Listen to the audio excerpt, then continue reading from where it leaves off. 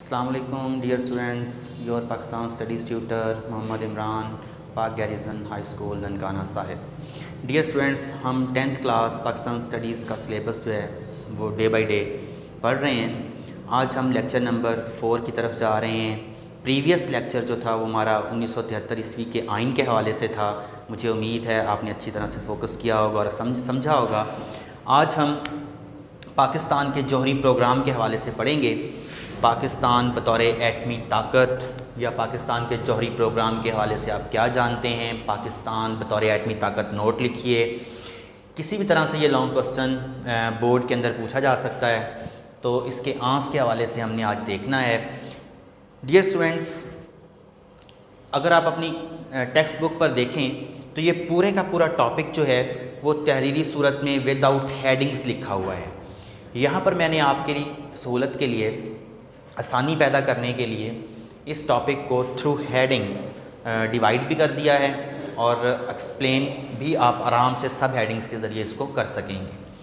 तो पाकिस्तान का जौहरी प्रोग्राम, उस पर एक तफसीली डिटेल्ड आंसर लिखने के लिए हमें सबसे पहले जो है वो ये माइंड में रखना है कि इस टॉपिक के अंदर से भी शॉर्ट क्वेश्चन और MCQ पूछे जा सकते हैं, जिनको आप साथ साथ अपने माइंड में रखेंगे, पॉइंट आउट भी कर लेंगे, निशान वगैरह लगा लेंगे, ताकि आसानी से आपको कोई MCQ को शॉर्ट क्वेश्चन जो है वो आप ढूंढ सकें, उसमें आपको दिक्कत ना हो। तो चलते हैं अपने लेक्चर की तरफ, टॉपिक की तरफ। सबसे पहले पाकिस्तान के जौहरी प्रोग्राम के हवाले से जो आप हेडिंग लेंगे वो होगा इंट्रोडक्शन यानी तारुफ़। तो इसके अंदर जो है आपने तारुफ़ में क्या लिखना है, ये आपकी सहूलत के लिए मैंने सब हेडिंग्स के अंदर उसको लिख दिया है। तो पहले उसमें सबसे पहले आप इंडिया की मुखालफत, इसके हवाले से याद रखेंगे कि पाकिस्तान यानी क़याम पाकिस्तान से ही इंडिया जो था वो पाकिस्तान का मुखालिफ रहा है। यानी पाकिस्तान सिरे से ही इंडिया सिरे से ही पाकिस्तान के वजूद का मुखालिफ है। पाकिस्तान के वजूद को कभी भी इंडिया ने दिल से तस्लीम नहीं किया। तो इसके लिए इंडिया जो है वो पाकिस्तान को जंग के मैदान में या किसी भी महाज पर शिकस्त देने के लिए जौहरी प्रोग्राम पर काम करता रहा या जौहरी ताकत हासिल करने की कोशिश करता रहा। तो इंडिया ने पसे पर्दा छुपकर खामोशी के साथ एटमी ताकत बनने की कोशिश जो है वो जारी रखी है शुरू से ही। तो इसके बाद जब ये पाकिस्तान को ये बात पता चली कि इंडिया एटमी प्रोग्राम पर काम कर रहा है, तो पाकिस्तान ने भी एटमी कुव्वत बनने की और एटमी ताकत हासिल करने की कोशिश शुरू कर दी। तो इस ज़मन में सबसे पहले अयूब खां के दौरे हुकूमत में मुख्तलिफ़ कोशिशें की गई हैं एटमी ताकत हासिल करने के लिए, पाकिस्तान को एटमी कुव्वत बनाने के लिए, लेकिन वो कोशिशें जो हैं वो ज़्यादा कारआमद साबित नहीं हो सकी। तो इस इंट्रोडक्शन में हम लिखेंगे, सबसे पहले बताएंगे कि इंडिया शुरू से ही पाकिस्तान के वजूद का मुखालफ है। इंडिया ने कभी भी पाकिस्तान को दिल से तस्लीम नहीं किया। इंडिया पाकिस्तान को सफ़ाए हस्ती से मिटाने के लिए कोशिशें करता रहा। इंडिया ने हर मुहाज पर पाकिस्तान से शिकस्त खाने के बाद एटमी ताकत या जौहरी प्रोग्राम बनाने की हिकमत अमली पर काम किया, एटमी ताकत बनने की कोशिशें शुरू कर दी ताकि वो पाकिस्तान को शिकस्त दे सके, पाकिस्तान के वजूद को ख़त्म कर सके, लेकिन वो ऐसा ना कर सका।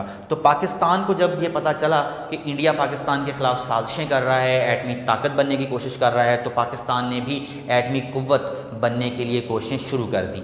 बेसिकली ये इसलिए था कि पाकिस्तान इस खित्ते में ताकत का तवाज़ुन कायम करना चाहता है। पाकिस्तान चाहता है कि दोनों मुल्क इंडिया और पाकिस्तान जो हैं वो पुरअमन तरीके से ज़िंदगी गुजारें, पुरअमन तरीके से दुनिया के अंदर सर्वाइव करें। पाकिस्तान किसी के मामलात में दखल अंदाजी नहीं करता, लेकिन इंडिया की छेड़छाड़ की वजह से पाकिस्तान ने एटमी ताकत हासिल करने की कोशिश की। उसके बाद सेकंड हेडिंग आप जाएंगे, टेक्स्ट बुक पर ये पैराग्राफ की फॉर्म में लिखा हुआ है, यहाँ पर हम इसको थ्रू हेडिंग्स आंस को लिखेंगे और थ्रू हेडिंग्स एक्सप्लेन करेंगे। सेकंड हेडिंग हमारे पास होगी भुट्टो दौरे हुकूमत और जौहरी प्रोग्राम। तो सदर अयूब, प्रेसिडेंट अयूब के बाद भुट्टो दौरे हुकूमत में पाकिस्तान ने एटमी कुव्वत बनने के लिए जो कोशिशें थीं उन्हें तेज़ कर दिया। तो अब जब भुट्टो दौरे हुकूमत शुरू हुआ, भुट्टो इक़्तिदार में आया, ज़ुल्फ़िकार अली भुट्टो, तो ज़ुल्फ़िकार अली भुट्टो ने अपनी पहली तकरीर में भी कहा था कि हम एटमी कुव्वत जो है, एटमी ताकत जो है, या हम जो एटमी टेक्नोलॉजी है, ये अपनी तरक्की और अपने दिफा के लिए हासिल करना चाहते हैं। हमारी तरक्की और हमारे दिफा के लिए एटमी कुव्वत बहुत ज़रूरी है। हम एटमी ताकत इसलिए हासिल नहीं करना चाहते कि हम इस खित्ते के अंदर किसी दूसरे को नुकसान पहुँचाएँ, बल्कि ये महज अपने दिफा और अपनी तरक्की के लिए और अपनी तवानाई की ज़रूरत को पूरा करने के लिए हासिल करना चाहते हैं। तो बुक पर जुल्फ़िकार अली भुट्टो की तकरीर लिख दी गई है, आप वहाँ से इसको देख लेंगे ताकि आपको याद रहे भुट्टो दौरे हुकूमत और जौहरी प्रोग्राम जो हेडिंग है इसके अंदर आप क्या लिखेंगे। भुट्टो की तकरीर के हवाले से आप जिक्र करेंगे, नेक्स्ट भारत के एटमी धमाके का जिक्र करेंगे। डियर स्टूडेंट्स, उसी दौर जब भुट्टो दौरे हुकूमत था 1974 में भारत ने राजस्थान के इलाके में एटमी धमाके किए थे, तो ये जाहिर कर दिया था कि भारत जो है वो एटमी कुव्वत बन चुका है। तो इस तरह से फिर पाकिस्तान के लिए ये लम्हा फ़िक्रिया था, क्योंकि भारत के एटमी धमाके जो भारत ने 1974 में किए थे उनकी वजह से इस खित्ते के अंदर ताकत का तवाज़ुन बिगड़ गया था।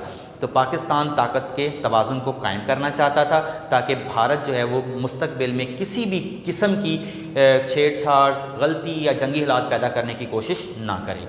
नेक्स्ट हेडिंग में आप चले जाएंगे, वो है फ़्रांस के साथ जौहरी मुआहदा। चूँकि पाकिस्तान एटमी कुव्वत बनना चाहता था, पाकिस्तान ने भुट्टो दौरे हुकूमत में फ़्रांस के साथ एटमी मुआहदा किया। इस मुआहदे के अंदर फ़्रांस ने 1976 ईस्वी में पाकिस्तान ने फ़्रांस से एक एटमी प्लांट ख़रीदा। वो एटमी प्लांट जो था वो 40 करोड़ डॉलर के इवज़ पाकिस्तान ने ख़रीदा था, जिसमें से पाकिस्तान ने फ़्रांस को 10 करोड़ डॉलर की एक किस्त जो थी वो भी अदा कर दी थी। लेकिन बाद अज़ां अमेरिका और आलमी ताकतों का दबाव जो था, इसकी वजह से वो मुआहदा मनसूख हो गया जो पाकिस्तान ने एटमी कुव्वत के हसूल के लिए फ़्रांस से किया था। चूँकि अमेरिका और दूसरी आलमी ताकतें जो थीं वो भारत के एमा पर और ख़ुद भी ये नहीं चाहती थी कि पाकिस्तान जो है वो एटमी ताकत बने या पाकिस्तान एटमी कुव्वत हासिल कर सके, तो इसलिए ये मुआहदा जो है वो मनसूख कर दिया गया।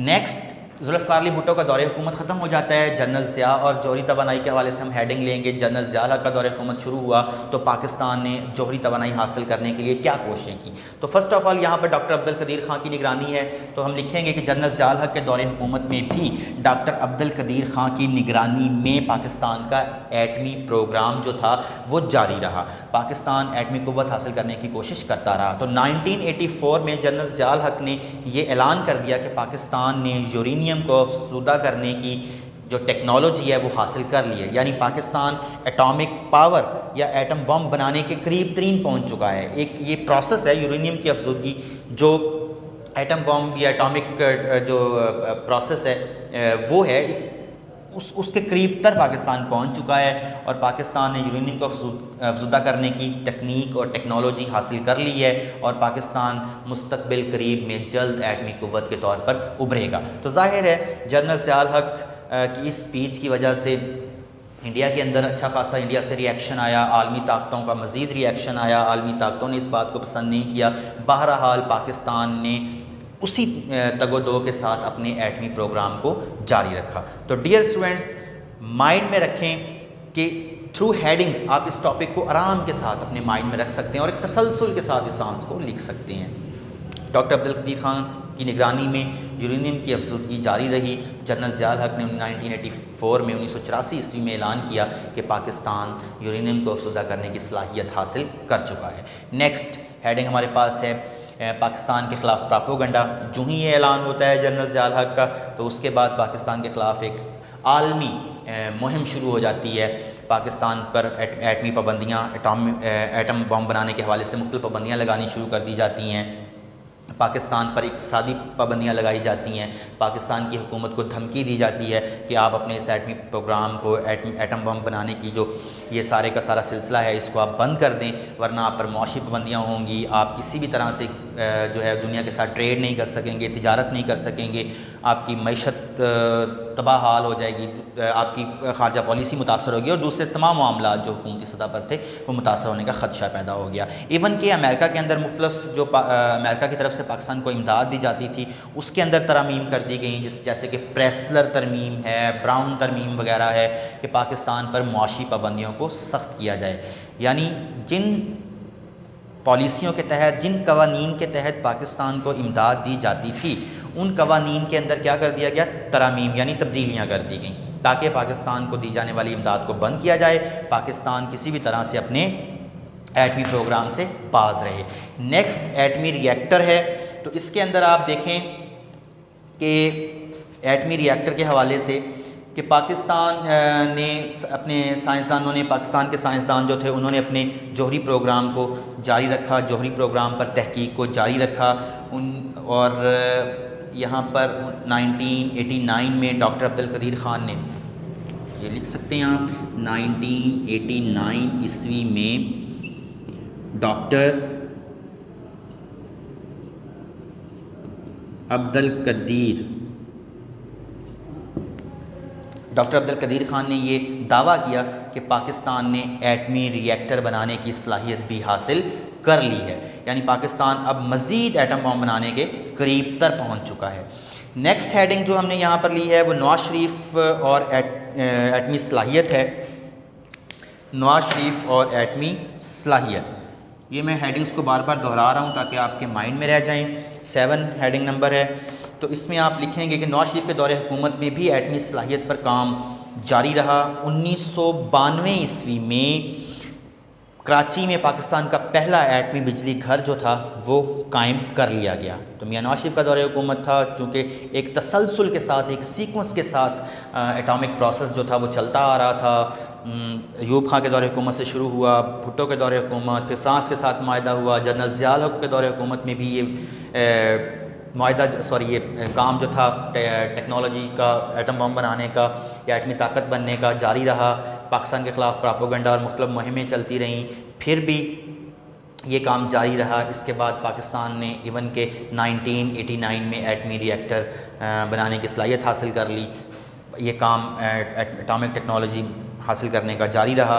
और नवाज शरीफ और एटमी सलाहियत के अंदर हम लिखेंगे कि नवाज शरीफ के दौरे हुकूमत में पाकिस्तान ने 1992 ईस्वी में कराची में एटमी बिजली घर जो था पहला वो कायम कर लिया।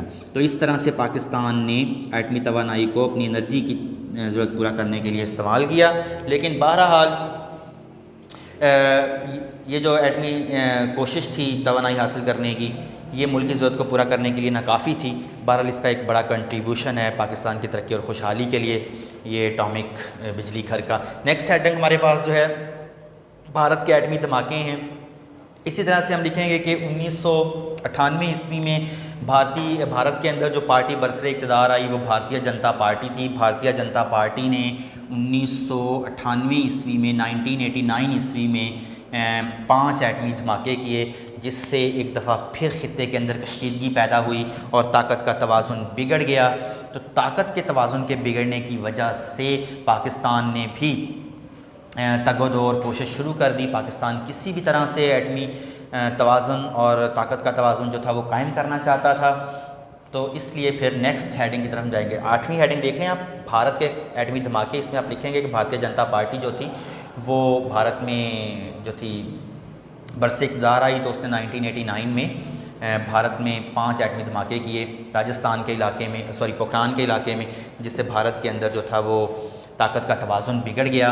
तो ये जो एटमी धमाके थे ये पोखरान के इलाके में किए गए थे। तो इससे पाकिस्तान के लिए अब ज़रूरी हो गया था कि पाकिस्तान भी भारत के जवाब में एटमी धमाके करता या शो करता दुनिया को कि हमारे पास भी एटम बम है और हम भी किसी से कम नहीं हैं। तो नेक्स्ट हेडिंग ही हमने ये ली है, पाकिस्तान के एटमी धमाके। तो पाकिस्तान को जो फर्स्ट ऑफ ऑल आप लिखेंगे कि पाकिस्तान के लिए अब ज़रूरी हो गया था कि पाकिस्तान खित्ते में ताकत के तवाज़ुन को बरकरार कर रखने के लिए भारत के मुकाबले में एटमी धमाके करता। लेकिन दुनिया की तरफ से पाकिस्तान को मौशी धमकियां दी जाने लगीं, मौशी दबाव आया कि आप एटमी धमाके ना करें। स्पेशली अमेरिकन सदर ने पाकिस्तान से बार बार कहा, सदर बिल क्लिंटन था एट दैट टाइम, कि आप एटमी धमाके ना करें। ये लिख दिया है मैंने, सदर बिल क्लिंटन ने, मियां नवाज शरीफ प्राइम मिनिस्टर थे उस वक़्त 1998 ईस्वी में, उनको बारहा कहा कि आप एटमी धमाके ना करें। लेकिन पाकिस्तान के नवाज शरीफ, मियां मोहम्मद नवाज शरीफ ने जो था वो बिल क्लिंटन की बात को नहीं सुना और वसीतर कौमी मफाद में अवाम के पुरज़ोर मुतालबे पर, अवाम की पुरज़ोर हमायत से पाकिस्तान ने भारत के 5 एटमी धमाकों के जवाब में 7 एटमी धमाके करके पाकिस्तान को दुनिया की 7वीं एटमी कुव्वत के तौर पर मुतारफ़ करवाया। तो इस तरह से 1998 ईस्वी यानी 28 मई 1998 ईस्वी को पाकिस्तान ने चागी सूबा बलोचिस्तान के मुकाम पर भारत के, फिर दोहरा लें, भारत के 5 एटमी धमाकों के मुकाबले में 7 एटमी धमाके करके पाकिस्तान ने अपनी एटमी बर्तरी जो थी वो साबित कर दी। इस तरह से पाकिस्तान 28 मई 1998 को दुनिया की 7वीं एटमी क़ुव्वत के तौर पे दुनिया के नक्शे पर उभरा और इस दिन को बाकायदा तौर पर आज भी हम यौम तकबीर के नाम से मनाते हैं, 28 मई 1998 ईस्वी को। ये तो डियर स्टूडेंट्स, ये हमारा टॉपिक पाकिस्तान का जौहरी प्रोग्राम। इसका भी एक दफ़ा फिर शॉर्ट रिव्यू आप देख लें कि जब आप पाकिस्तान के जौहरी प्रोग्राम पर लिखेंगे तो सबसे पहले आप इंट्रोडक्शन लिखेंगे। उसमें आप इंडिया की मुखालफत, इंडिया की जौहरी हिकमत अमली जो थी और अयूब खां के दौरे हुकूमत में जो पाकिस्तान के एटमी प्रोग्राम पर कोशिश की गई थी उसका तज़किरा करेंगे। नेक्स्ट आप चले जाएंगे भुट्टो दौरे हुकूमत और जौहरी प्रोग्राम पर, तो उसमें आप भुट्टो की स्पीच जो एटॉमिक पावर के हवाले से है उसका तज़किरा करेंगे। आप भुट्टो भारत के एटमी धमाके जो 1974 में भारत ने किए थे राजस्थान के अंदर, उनका आप ज़िक्र करेंगे। और नेक्स्ट फिर आप चले जाएंगे फ़्रांस के साथ जो पाकिस्तान का एटमी मुआहदा है उसको आप लिखेंगे। 1976 में ये मुआहदा हुआ था। इसमें पाकिस्तान ने फ़्रांस से एक प्लांट ख़रीदा था और उस ख़रीदारी को दुनिया की आलमी ताकतों स्पेशल अमेरिका ने पसंद नहीं किया था। वो मुआहदा बाद में मनसूख हुआ था। पाकिस्तान को जो पाकिस्तान ने रकम अदा की थी वो वापस कर दी गई थी, उसका आप जिक्र करेंगे। नेक्स्ट आप चले जाएंगे जनरल ज़िया दौर पर, तो ज़िया दौर हुकूमत और जौहरी तवानाई के हवाले से जो कोशिशें हुई हैं उनका आप जिक्र करेंगे। इसमें डॉक्टर अब्दुल कदीर ख़ान ने बाकायदा तौर पर उस एटॉमिक प्रोग्राम की निगरानी की, उसका आप जिक्र करेंगे। 1984 ईस्वी में जो था जनरल ज़िया हक़ की ये जो सामने एक स्पीच आई थी कि जनाब हम यूरेनियम को अफसुदा कर सकते हैं, हमारे पास ये टेक्नोलॉजी अब मौजूद है, तो इससे एक दुनिया में एक तहलकम पैदा हुआ था, उसका आप जिक्र करेंगे। आगे नेक्स्ट हेडिंग पाकिस्तान के ख़िलाफ़ जो प्रोपेगेंडा एकदम शुरू हो गया था, पाकिस्तान पर एटमी पाबंदियाँ लगाई गई, मुख्तलिफ जो इमदादें पाकिस्तान को कवानीन के तहत दी जाती थी उनके अंदर तरामीम कर दी गई, उनका आप जिक्र करेंगे। नेक्स्ट आप बताएँगे एटमी रिएक्टर के हवाले से कि 1989 में डॉक्टर अब्दुल कदीर ख़ान की निगरानी में या डॉक्टर अब्दुल कदीर ख़ान की एक स्टेटमेंट सामने आई थी कि जनाब हम अब एटमी रिएक्टर तक बना चुके हैं और बिल्कुल हम एंड पर पहुंच चुके हैं कि हम एटमी ताकत बनने की सलाहियत हम हासिल कर लें। तो नेक्स्ट आप नवाज शरीफ और एटमी सलाहियत के हवाले से बताएंगे कि मियां नवाज शरीफ के दौरे हुकूमत में भी एटमी तवानाई का काम जो था टेक्नोलॉजी हासिल करने का या एटम बम बनाने का या एटमी ताकत बनने का जो काम था वो जारी रहा। और 1992 ईस्वी में मियां नवाज शरीफ के दौरे हुकूमत में कराची में एटमी बिजली घर जो था ये पहला पाकिस्तान ने लगा लिया और दुनिया को वाज़ेह कर दिया कि पाकिस्तान एटमी क़ुव्वत से खाली नहीं है।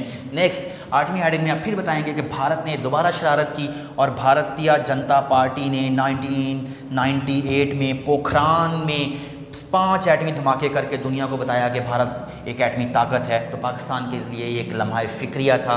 तो पाकिस्तान के लिए ज़रूरी था कि पाकिस्तान ख़ित्ते में ताकत के तवाज़ुन को कायम रखने के लिए एक मुँह तोड़ जवाब दे भारत को। तो उसमें लिखेंगे फिर आप 9th हेडिंग के अंदर पाकिस्तान के एटमी धमाके। जो सुपीरियर हेडिंग है आपकी उसमें आप लिखेंगे पाकिस्तान को मौशी दबाव था, पाकिस्तान को मौशी धमकियाँ दी जा रही थी। स्पेशली बिल क्लिंटन ने मियां नवाज शरीफ को कहा कि आप एटमी धमाके या एटॉमिक ब्लास्ट ना करें, लेकिन ये कौमी गैरत थी, ये अवाम की पुरज़ोर हमायत थी और ये पाक आर्मी जो थी, पाक आर्मी का एक पुरज़ोर मुतालबा और पाक आर्मी का फ़ैसला था कि पाकिस्तान ने 28 मई 1998 ईस्वी को चागी के मुकाम पर, ज़िला चागी है बलोचिस्तान के अंदर, तो सुबह बलोचिस्तान में भारत के 5 एटमी धमाकों के जवाब में 7 एटमी धमाके करके पाकिस्तान की एटमी बर्तरी जो है वो भारत पर साबित कर दी। इस तरह से पाकिस्तान जो है वो एटमी ताकत बना और आज हम इस दिन को यौम तकबीर के नाम से मनाते हैं। तो ये सारा मटेरियल, सारी मेरी गुफ्तगू आप अपनी वर्डिंग में लिखेंगे। एक अच्छा आंस जो है पाकिस्तान के जौहरी प्रोग्राम के हवाले से आप लिख पाएंगे।